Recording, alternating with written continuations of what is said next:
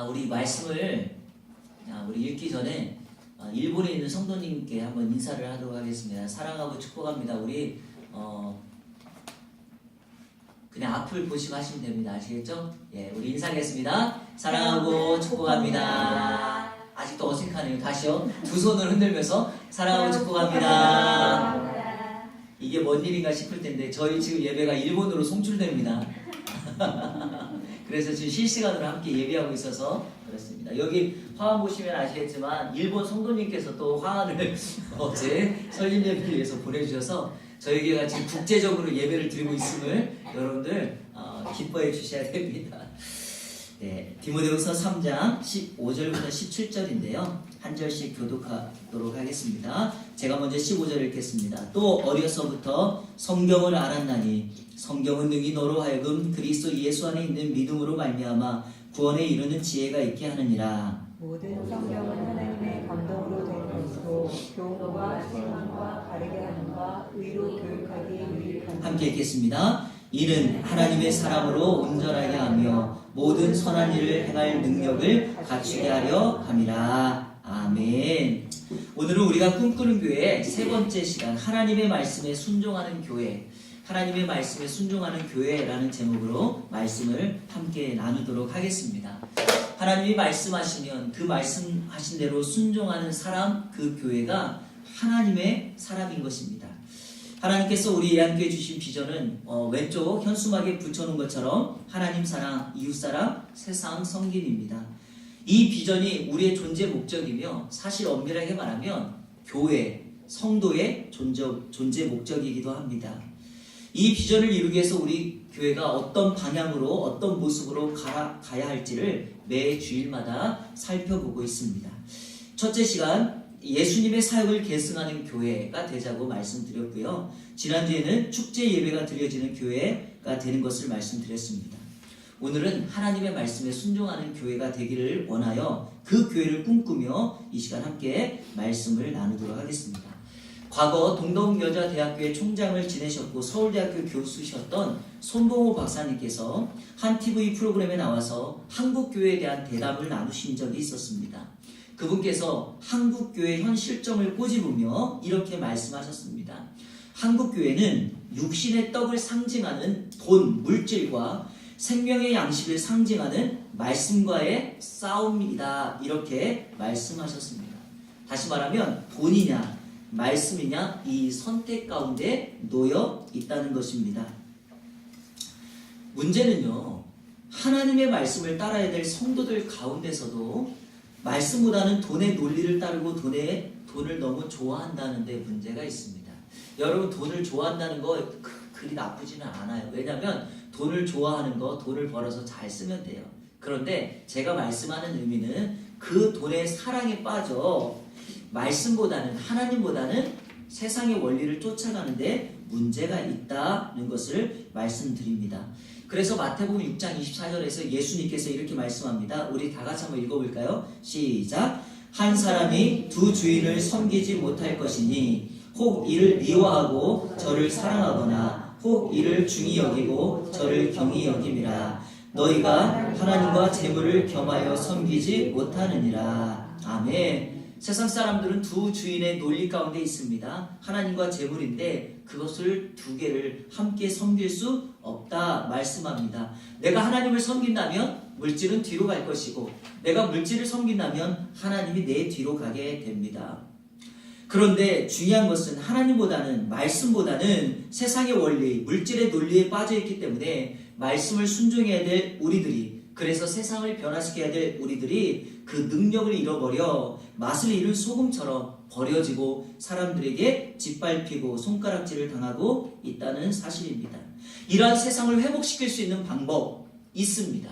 그게 무엇인가? 바로 하나님의 말씀으로 돌아가는 것입니다.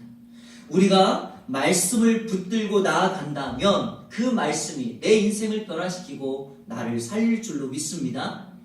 여러분에게 이렇게 한번 묻고 싶습니다. 한 주간 동안 하나님의 말씀에 얼만큼 순종하며 사셨습니까? 그거 아십니까? 하나님의 말씀에 대한 순종의 밀도가 내 인생에 하나님의 능력을 경험하고 찾아오게 합니다. 그러니까 내가 하나님의 말씀을 순종하는 그 깊이나 양이 많아지면 많아질수록 내 안에 주님의 능력이 더욱더 나타나게 된다 하는 말씀입니다.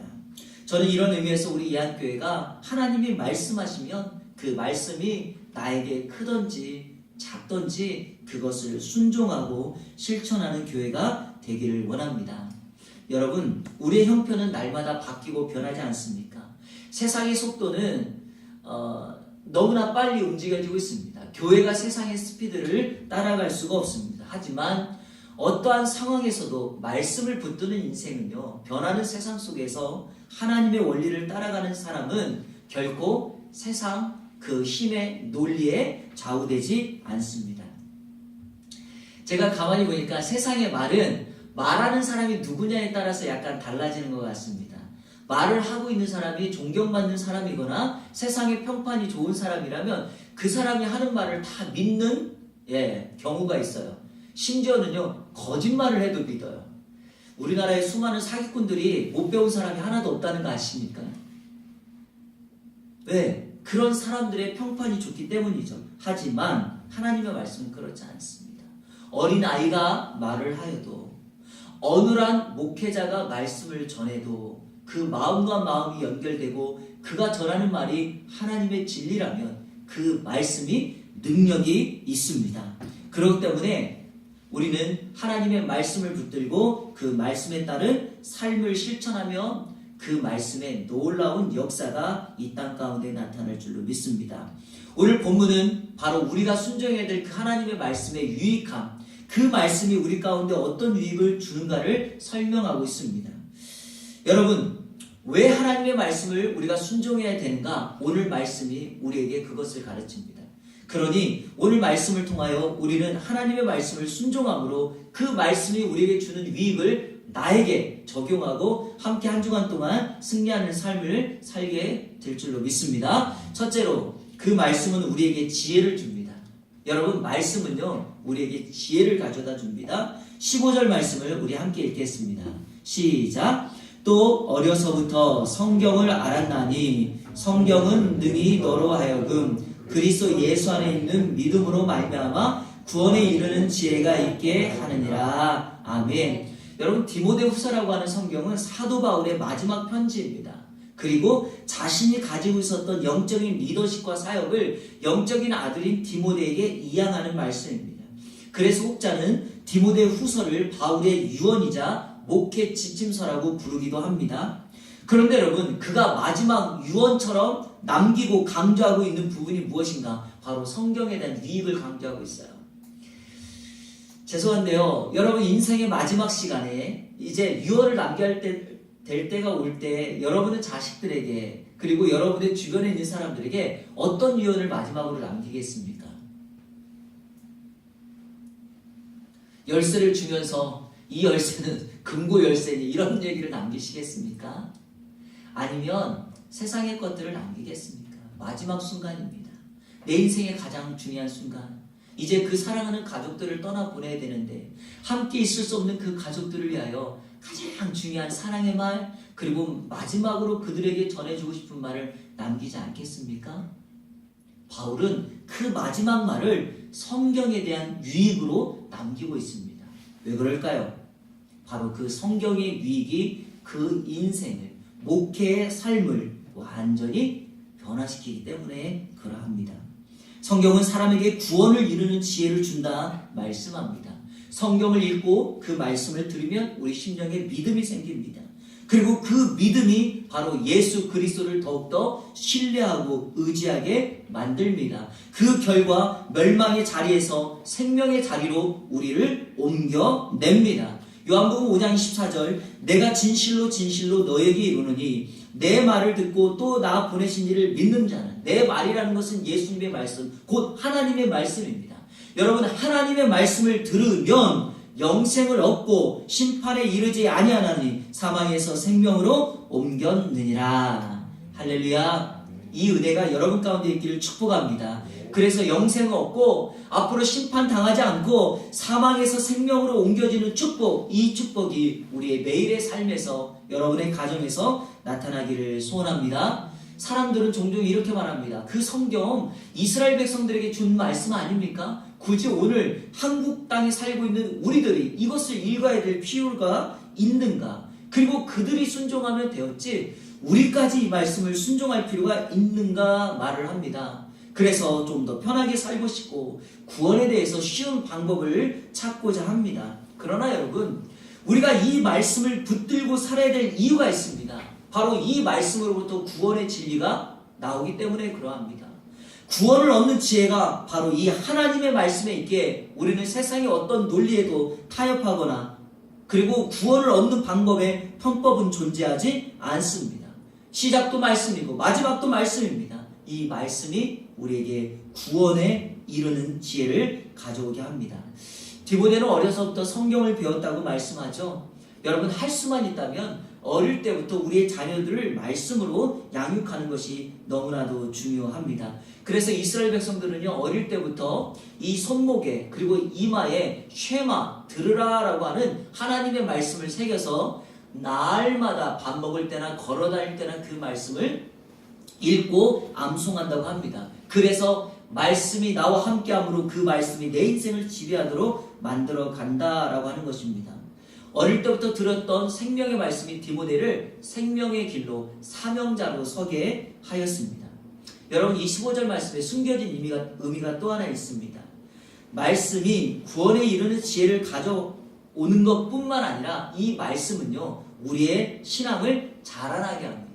그러니까 말씀을 잘 들으면요, 마치 뭐가 같냐면 그 말씀의 분량이 이렇게 쌓이는 것과 같습니다. 그래서 내 심령의 신앙이 점점점 자라나게 됩니다. 그래서 어떤 어려움도 능히 이겨낼 수 있고요, 고난도 견뎌낼 수 있게 됩니다. 말씀을 영혼의 양식이다라고 말을 합니다. 양식을 많이 먹어야 됩니다. 그래야지 내 신앙이 점점점 자라게 됩니다. 베드로전서 2장 2절에 이런 의미로 정말 중요한 말씀을 하였습니다. 우리 베드로전서 2장 2절을 같이 읽겠습니다. 시작. 갓난 아이들 같이 순전하고 신령한 젖을 사모하라. 이는 그리스도 말미암아 너희로 구원에 이르도록 자라게 하려 함이라. 아멘. 여러분, 여기서 말하는 순전하고 신령한 젖이 바로 하나님의 말씀입니다. 하나님의 말씀을 사모하라 이렇게 말씀하고 있습니다. 사모한다는 말은 단순히 듣고 배우는 과정, 그걸로 멈추지 말고 간절히 사모하라 라는 의미예요. 근데 이 사모하다는 말이 사랑에 빠진다, 간절히 열망하다 이런 의미로 사용되었습니다. 사랑에 빠지면 사랑의 꽃이 피웁니다. 그리고 사랑에 빠지면 점점점 관계가 좋아지지 않습니까? 주님과의 말씀에 사모하여 그 말씀을 사랑하기 시작하면 그분과의 관계가 깊어집니다. 그리고 우리는 그 주님과의 관계 때문에 그분이 하나하나 말씀하신 것에 순종해야 될 이유를 찾게 됩니다. 그러면 우리는 순종함으로 인하여 내 신앙이 점점점 자라게 되어 있습니다. 여러분, 큰바의 얼굴이라고 하는 이야기를 아시죠? 존 어네스트. 어릴 때부터 그 멀리 있는 큰바의 얼굴을 보고 자랐습니다. 그 마을에는 속설이 하나 있죠. 그 큰바의 얼굴을 보고 자란 사람들은 어릴 때부터 그 큰바의 얼굴을 닮아 자라면서 그 사람과 같이 된다는 속설이 있잖아요. 그런데 이 어네스트라고 하는 사람이 나이가 들어서 나중에 자라고 그 마을에서 지도자가 되었는데 사람들이 어네스트를 보면서 하는 말이 그거예요. 당신이 저 큰바의 얼굴하고 똑같이 생겼다는 거예요. 여러분, 이게 바라봄의 법칙이거든요. 내가 좋아하고 사모하는 그 대상, 내가 좋아하는 것들을 계속해서 묵상하고 바라보기 시작하면 그 말씀, 그 사람처럼 닮아져 있게 됩니다. 저는 개인적으로 좋아하는 저의 설교의 멘토가 있으신데 저는 설교할 때마다 가끔 그런 얘기를 많이 들어요. 목사님 그분하고 많이 닮아 있다는 거예요. 그거 아시죠? 이건 제가 따라하는 건 아니지만 순복음교회 목사님들은요, 조용기 목사님의 말 톤을 그대로 따라하시는 경향이 있어요. 기도도 따라하시고 모든 걸 다 따라하죠. 이게 바로 바라봄의 법칙입니다. 내가 주님과의 관계 속에서 깊은 사랑의 교제를 하면 그분을 닮게 되어 있습니다. 여러분, 주님을 깊이 사랑하십시오. 그리고 그 사랑의 핵심에는 바로 하나님의 말씀입니다. 이 말씀이 여러분의 신앙을 자라게 할 줄로 믿습니다. 하나님의 말씀 왜 순종해야 되는가? 둘째로 이 말씀은 우리를 훈련시킵니다. 말씀이 우리를 훈련시키죠. 16절을 우리 같이 읽겠습니다. 시작. 모든 성경은 하나님의 감동으로 된 것으로 교훈과 책망과 바르게 함과 의로 교육하게 유익하다. 아멘. 여기 여러분 교육하다는 말이 파이데이아 이런 말이죠. 집에서 아이들을 가르치고 교육하는 훈련 이런 뜻이 바로 파이데이아예요. 그런데 여러분 하나님께서 우리 성도들을 그렇게 훈련시킨다는 말씀입니다.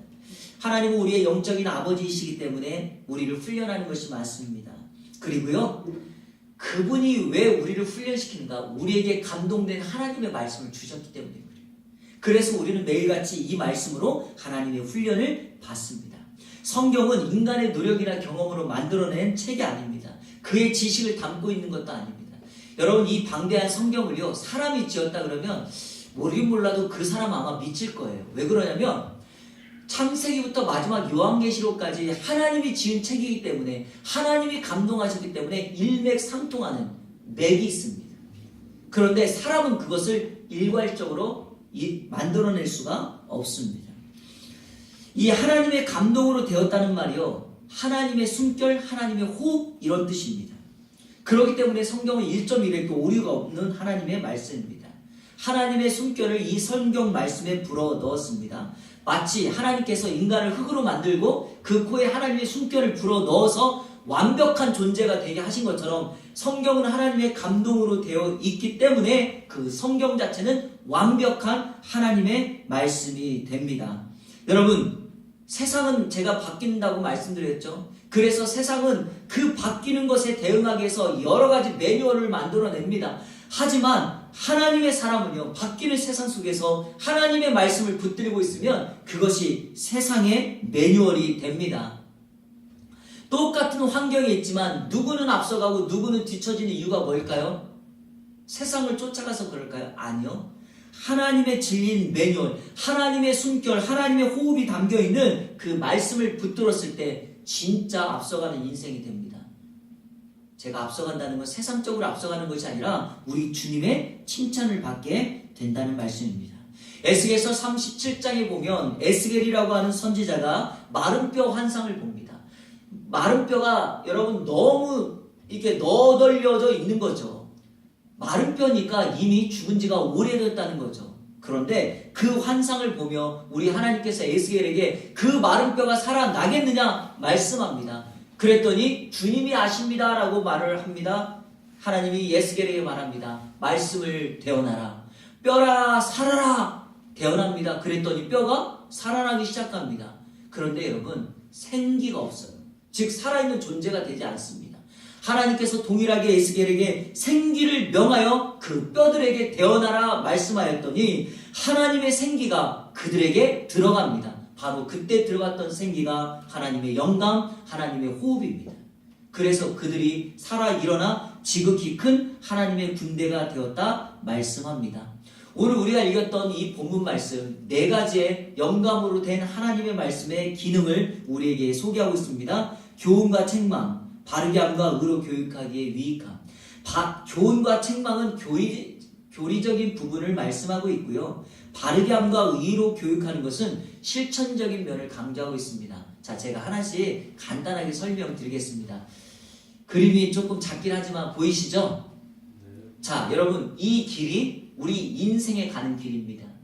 여러분의 목적지는 저 왼쪽에서 출발해서 마지막 피니시 라인, 내 인생의 마지막 목적지 있는 데까지 살아가게 됩니다. 그리고 우리가 성도라고 한다면 우리 성도들은 이 길을 가게 됩니다.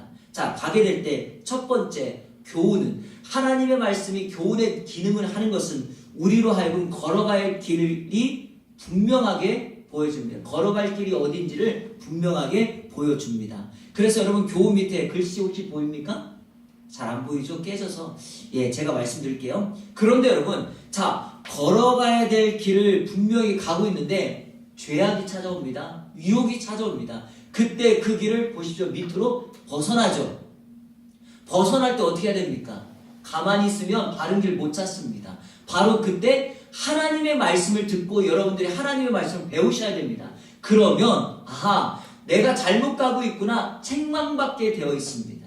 즉 잘못 가는 길, 내가 어디서 벗어났는지를 알게 됩니다. 여러분의 인생에 혹시라도 유혹과 세상의 여러 가지 근심으로 말미암아 잘못 가는 것이 있다면 그때 말씀 듣고 깨달으면 돼요. 그러면 세 번째, 다시금 원 위치로 올라오게 됩니다. 그게 바로 말씀의 기능, 바르게 함입니다. 바른 길로 돌아오게 하는 방법이 어디 있는가? 하나님의 말씀에 있어요. 그리고 마지막, 의로 교육하게. 그래서 내 인생의 마지막 목적지까지 그 기준을 잡고 계속해서 걸어갈 수 있다라고 하는 거죠. 이게 바로 성경의 네 가지 기능입니다.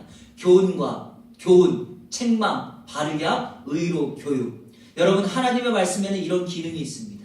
그렇기 때문에 우리가 이렇게 말씀을 듣고 배우고 읽고 나가기 시작하면 우리 가운데 하나님이 주신 훈련을 받게 되고 우리는 그 훈련의 결과로 우리 주님을 닮아 있게 됩니다.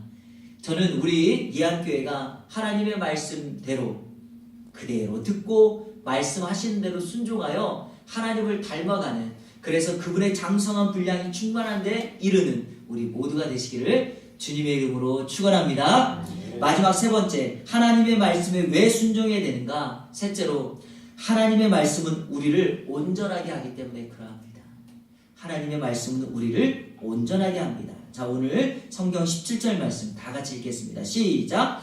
이는 하나님의 사람으로 온전하게 하며 모든 선한 일을 행할 능력을 갖추게 하려 함이라. 아멘. 여러분, 이것을 쉬운 성경이라고 하는 번역 성경에 보면 이렇게 기록하고 있습니다.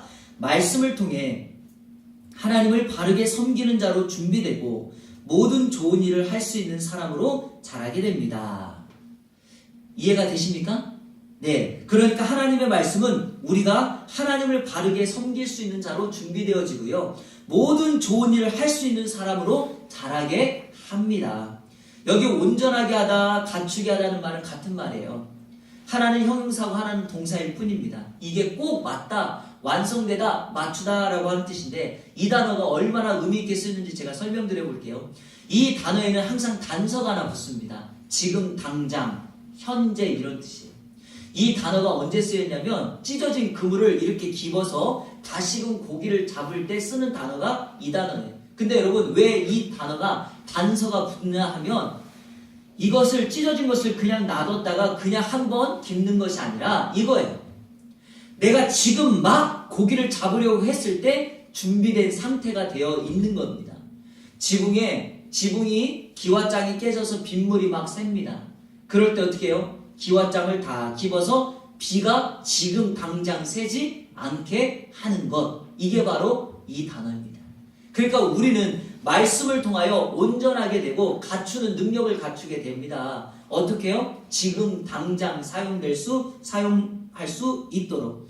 그러니까 여러분, 하나님의 말씀을 우리가 날마다 읽고 듣고 암송하고 공부하고 묵상해야 될 이 5가지를 해야 될 이유가 무엇인가? 바로 지금 당장 내가 있는 곳에서 하나님의 사람으로 준비되어지고 또 하나 모든 선한 일을 할 수 있도록 준비되기 위함입니다. 자, 첫 번째, 성경의 2가지의 강조점. 오늘 말씀에서 하나님의 사람으로 온전하게 된다 그랬죠.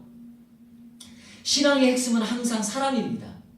그래서 어떤 일을 하느냐보다 더 중요한 것은 어떤 사람이 되느냐, 내가 누가 되느냐라는 것입니다. 우리 예한교회 모토가 사람을 살리고 사람을 세우는 교회 아닙니까? 항상 사람에게 관심이고 사람이 중점입니다. 그래서 잃어버린 자 한 사람을 살리고 세워서 하나님의 사람으로 하나님을 바르게 섬길 수 있는 그런 사람으로 준비되어야 됩니다.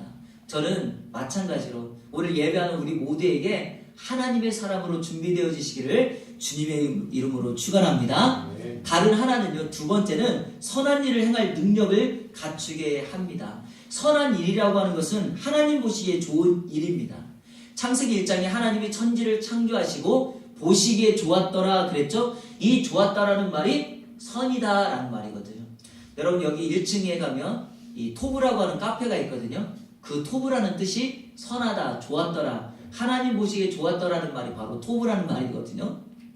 그 교회 그 커피숍에 장로님하고 권사님 운영하시는데 그분들이 아마 오늘 이 말씀을 듣고서 배우고서 카페 이름을 토브라고 지으신 것 같습니다.